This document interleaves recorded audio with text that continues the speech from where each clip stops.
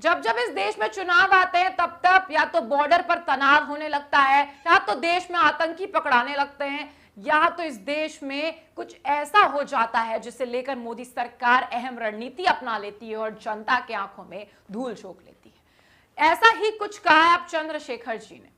नमस्कार दोस्तों, मेरा नाम है रिमझिम और आप देख रहे हैं वायरल न्यूज 24। जब जब चुनाव आते हैं आतंकी पकड़े जाने लगते हैं, जबकि असली आतंकी तो भाजपा में। ये कहा है चंद्रशेखर जी ने। यूपी की राजधानी लखनऊ में आतंकियों के पकड़े जाने की खबरों के बीच भीम आर्मी एवं आजाद समाज पार्टी के मुखिया चंद्रशेखर आजाद ने भारतीय जनता पार्टी पर जमकर हमला बोला है। चंद्रशेखर ने कहा कि जब जब चुनाव नजदीक रहते हैं तब भाजपा को आतंकवादी याद आने लगते हैं, जबकि हकीकत तो यह है कि असली आतंकवादी तो बीजेपी में खुद बैठे हुए हैं।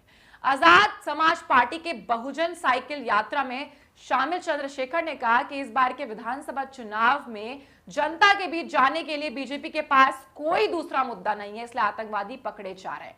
चंद्रशेखर ने कहा कि जैसे जैसे यूपी में विधानसभा चुनाव नजदीक आएंगे ऐसी ऐसी जो चीजें हैं वो सामने आने लगेंगी। चंद्रशेखर ने कहा कि कोई भी अगर राष्ट्रीय सुरक्षा के साथ खिलवाड़ करता है तो उसके खिलाफ हूं और वैसे लोगों को कड़ी से कड़ी सजा मिलनी चाहिए, लेकिन अगर कोई इस तरह की चीजों से अपनी चुनावी एजेंडे को सेट करने के लिए सरकार के लोगों ने ऐसा कुछ किया है तो ये सही नहीं है।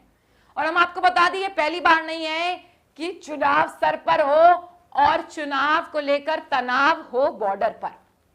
2019 में पुलवामा अटैक की आप बात कर लीजिए और उसके बाद बालाकोट एयर स्ट्राइक की बात कर लीजिए। लोकसभा चुनाव सर पर थे, तभी ऐसे जो मामले हैं वो आने लगते हैं बॉर्डर पर।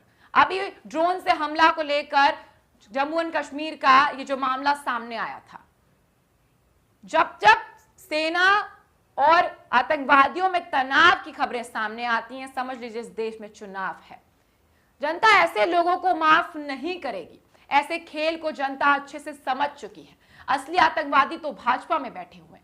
चंद्रशेखर ने कहा कि ऐसा बहुत दिनों से हो रहा है कि जब चुनाव आने वाले होते हैं तब आतंकवादी पकड़े जाते हैं और 10-12 साल के बाद वो रिहा हो जाते हैं और पता चलता है कि वो निर्दोष भी थे।